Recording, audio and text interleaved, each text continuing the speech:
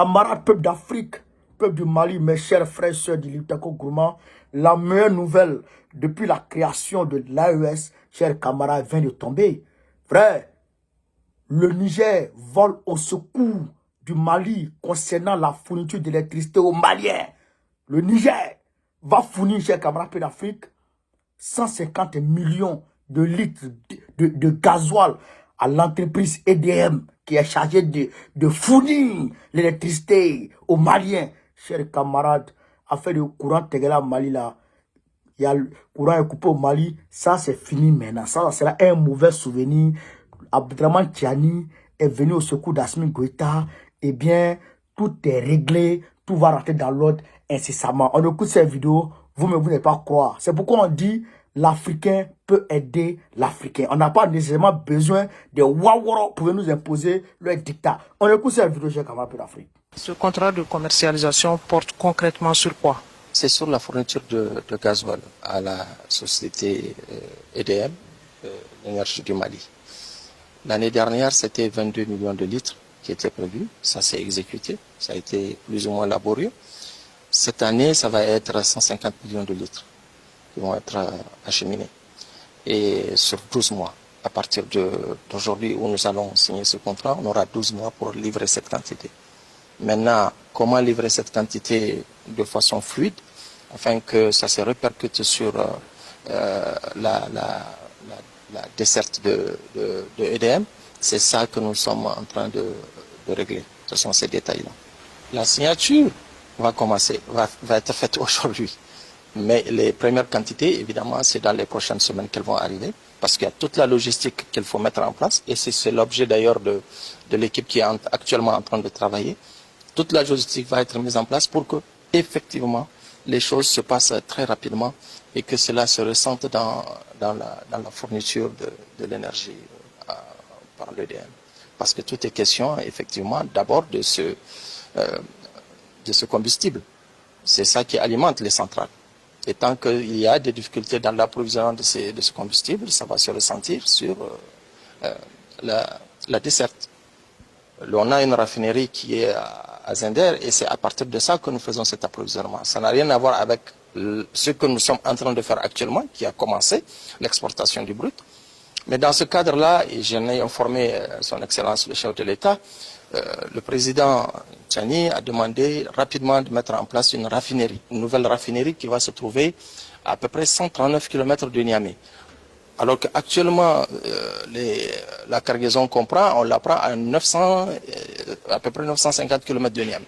Donc en amenant une nouvelle raffinerie à Dosso, c'est-à-dire 139 km de Niamey, ça diminue d'autant la distance à parcourir. Et cette raffinerie-là, nouvelle qu'on va mettre à Dosso, elle va être clairement dédiée à l'approvisionnement des pays de l'AES. Que ce soit en gasoil, en jet, tous les autres produits. Et ça, c'est vraiment dédié à ça. Et j'en ai informé le chef de l'État qui en est très satisfait. Et donc, je lui ai déjà dit que les termes de référence sont prêts. À mon retour avec le chef de l'État, nous allons avancer sur ce projet-là. Nos efforts pour faciliter les choses entre nous, on le fait. Et où on peut aussi utiliser cela pour influencer à l'extérieur, on le fait. Et donc, c'est pour ça qu'il faut mettre en commun nos relations. Parce que vous savez, dans la situation où nous sommes, la solidarité pour ces pays de l'AES, ce n'est pas une option. C'est une obligation. C'est une obligation. Nous l'avons compris, tout le monde l'a compris, et c'est à cela que nous travaillons. Hey, Tchani, non, viens, tu étais où? Tu étais où depuis là? Et puis Bazoum nous emmerdait, Bazoum nous nardait, Bazoum nous provoquait. Tu étais où? Tu étais où, viens? Non, je suis fier. C'est-à-dire que la partie qui me fait... Il va construire une nouvelle raffinerie qui sera dédiée à l'AES seulement. Non, viens, attention, c'est pas les 3 pays seulement. Hein. Nous, on arrive. 2025, là, nous, on arrive. Nous, on prend le pouvoir. En 2025, nous, on prend le pouvoir en Côte d'Ivoire. Donc, nous, on arrive. Nous aussi, on est dedans. La raffinerie, on est dedans. Voilà. Donc, vous pensez à nous aussi, la Côte d'Ivoire. Le Sénégal aussi, ça va. Voilà. Donc, vraiment, je suis très content. Viens, Vraiment, bravo. Bravo à vous.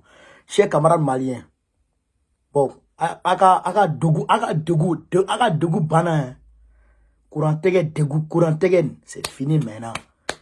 EDM sera ravitaillé en carburant à chaque arrêt, c'est ça. Parce que le problème, c'est quoi? Non seulement Alassane Ouattara a coupé la fourniture de l'électricité au Mali, mais quand le carburant arrive au port du Mali, de la Côte d'Ivoire pour rentrer au Mali, il y a un problème.